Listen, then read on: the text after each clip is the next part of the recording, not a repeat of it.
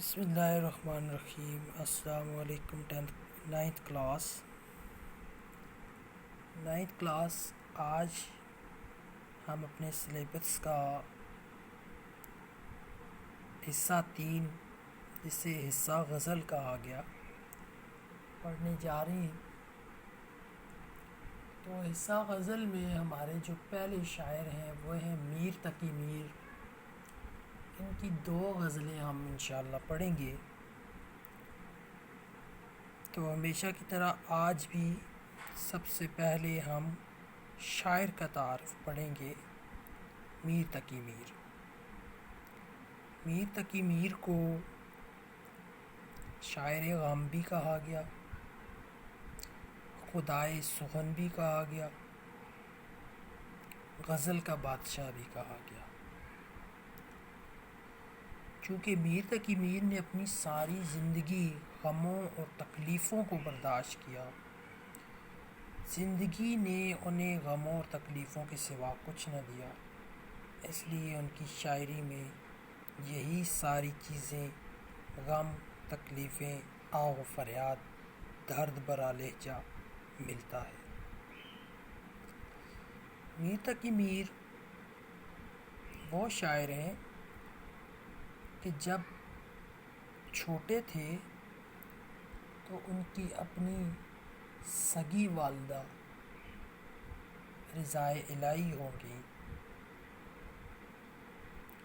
9 سال کے تھے تو باپ کا سایہ بھی سر سے اٹھ گیا۔ باپ کی وفات کے بعد میر کی سوتیلی ماں اور سوتیلے بھائیوں نے میر کے لیے اپنے ہی گھر میں ایسے حالات پیدا کر دیے کہ میر تنگ آ کر گھر چھوڑ دیں تاکہ جائیداد میں سے حصہ نہ مانگ سکیں۔ لہذا ایسا ہی ہوا، انہوں نے میر کے ساتھ اپنے ہی گھر میں نوکروں جیسا سلوک کیا، بات بات پہ مارنا، گالیاں دینا، زیادتی کر جانا، یہ ان کی روش رہا۔ چونکہ میر اس وقت چھوٹی عمر کے تھے، 9 سال کے تھے، تو 9 سال کی عمر میں میر کے اوپر سختیاں آئیں، اس قدر کہ انہیں آخر اپنا گھر چھوڑنا پڑا۔ اپنے والد کے پہلے اپنے سوتیلے بھائیوں کے ماموں کے ہاں گئے، پھر وہاں سے اپنے والد کے ایک دوست کے ہاں گئے، پھر اسی طرح در بدر بھٹکے نواب آصف الدولہ کے دربار میں گئے۔ قصہ مختصر یہ کہ بھٹکتے بھٹکتے، در در کی ٹھوکریں کھاتے کھاتے، کبھی بھائیوں کی طرف سے، کبھی سوتیلی ماں کی طرف سے، کبھی بغیر چھت کے باہر معاشرے میں زندگی گزارنے کی وجہ سے،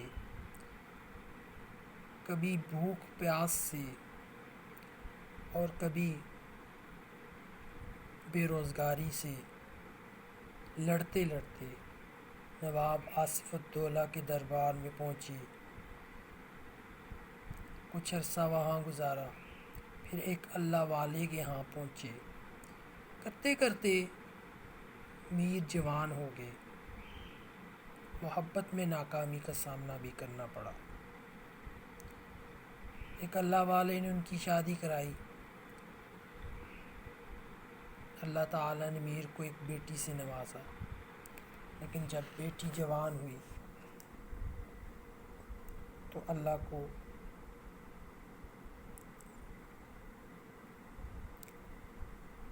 کو قبول ہو گئی، رضائے الہی ہو گئی۔ بیٹی کی غم نے پھر ایک بار میر کو تہس نہس کیا، نچوڑ ڈالا، لیکن اس سب کے باوجود میر ثابت قدم رہے، شاعری نہ چھوڑی، اپنے درد مندانہ انداز بیان سے شاعری کرتے رہے۔ اتنا غم سہنے کے بعد بھی ایک شاعر ثابت قدمی کا مظاہرہ کرتا ہے، اور پھر یہی شاعر اپنے غموں کو، اپنے دل کی باتوں کو، اپنے دکھوں کو بیان کرتا ہے، اور یہی شاعر خدائے سخن بھی کہلاتا ہے، غزل کا بادشاہ بھی کہلاتا ہے، شاعر درد بھی کہلاتا ہے۔ میر تقی میر کی پیدائش 1723 میں آگرہ میں ہوئی۔ آپ کے والد کا نام محمد علی تھا۔ وفات 1810 میں ہوئی آپ کی۔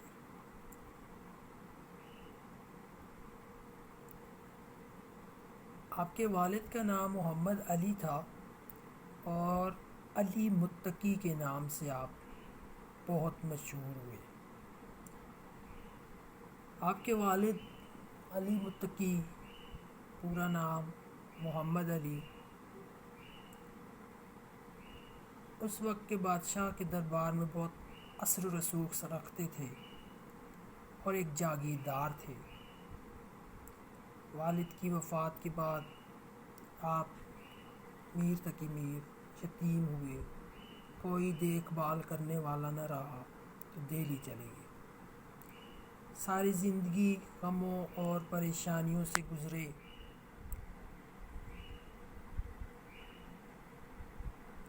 اس دوران دہلی کو 3 دفعہ بیرونی حملہ آوروں نے تباہ و برباد کیا۔ میر نے اپنی زندگی میں 3 بار دہلی کو تباہ و برباد ہوتے دیکھا، انسانی خون کو پانی کی طرح بہتے دیکھا، تباہی اور بربادی، قتل و غارت دیکھا۔ ان سارے غموں کو سہ نہ سکے تو دل برداشتہ ہو کے میر لکھنؤ چلے گئے۔ لکھنؤ میں نواب آصف الدولہ کی زیر نگرانی رہے، کافی عرصہ وہاں گزارا۔ میر کو خدائے سخن کہا جاتا ہے۔ مرزا رفیع سودا، غالب، حالی، حسرت، بڑے بڑے شاعروں نے میر کو اپنا استاد تسلیم کیا ہے۔ میر کے ظاہری طور پر الفاظ جو تھے نرم ہوتے تھے، لیکن تڑپا دینے والی کیفیت رکھتے تھے۔ میر کو سب سے زیادہ شہرت جو حاصل ہوئی غزل گوئی سے ہوئی، کیونکہ انہوں نے اپنے غم کو اپنے اشعار میں پرو دیا تھا۔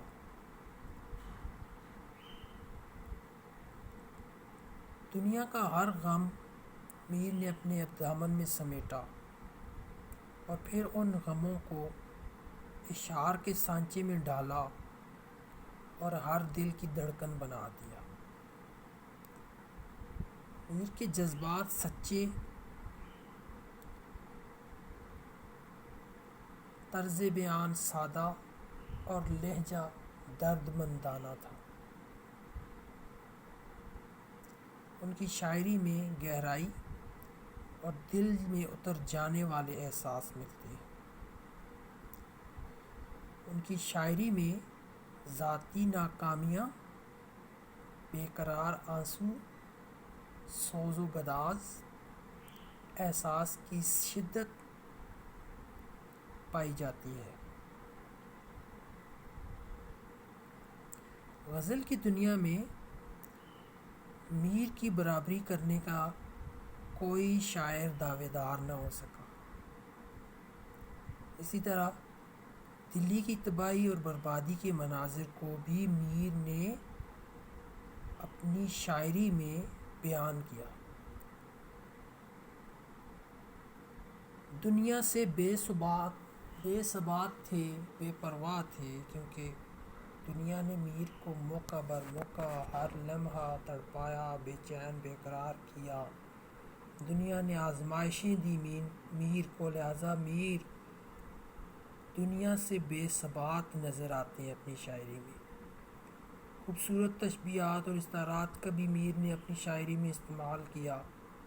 میر نے جو اپنی شاعری میں الفاظ استعمال کی، بہت مختصر مگر شیریں الفاظ استعمال کیے، ان کے کلام میں بول چال والا انداز نظر آتا ہے۔ 1810 میں میر تقی میر کی وفات ہوئی لکھنؤ میں، اور آپ کو لکھنؤ میں ہی دفن کیا گیا۔ یہ ہے بیٹا میر تقی میر کی زندگی کے حالات، خصوصیات کلام۔ امید ہے آپ کو سمجھ آئی ہوگی۔ نہیں سمجھ آئی کسی چیز کی کمنٹ کیجیے گا، میں آپ کی اصلاح کروں گا۔ اگلے لیکچر میں انشاءاللہ ہم میر تقی میر کی غزل نمبر 1 شروع کریں گے۔ اللہ حافظ، فی امان اللہ۔